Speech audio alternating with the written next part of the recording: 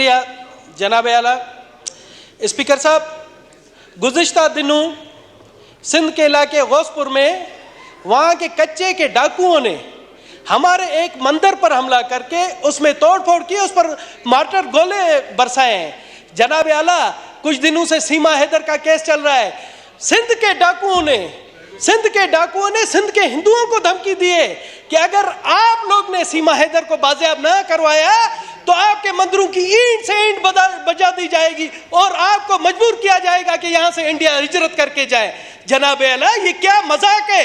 हम पाकिस्तान के झंडे का सफेद हिस्सा है, पाकिस्तान हमारी माँ है और हमें ऐसी धमकियां दी जा रही हैं। जनाब आला, हम कहते हैं कि अगर पाकिस्तान की तरफ इंडिया टेढ़ी नजर से देखता है तो सबसे पहले दिनेश कुमार का खून हाजिर होगा।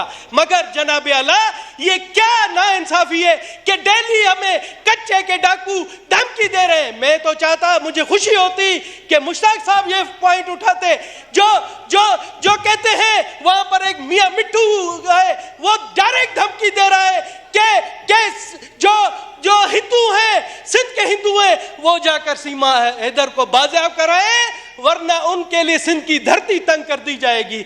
जनाब ले, ये कहाँ का इंसाफ है? और इस पर आज तक किसी ने आवाज बुलंद नहीं की। मैं कहता हूं मुश्ताक साहब, आप मियां मिट्टू की तारीफ करते थे तो इसकी भी मजम्मत करें। मेरे पास उसका वीडियो पैगाम है जिसमें हिंदुओं को धमकी दी गई है। जनाब आला, वहां से घोटकी के हिंदू, कदकोट के हिंदू, जेकाबाद के हिंदू अब बेचारा अपनी मजहबी इबादत गाहों में नहीं जा रहे क्योंकि उनको खुल्लम खुल्ला धमकी दी गई है कि उनके मंदिरों को वाटर गोलों से, उनके मंदिरों को बमों से उड़ा दिया जाएगा।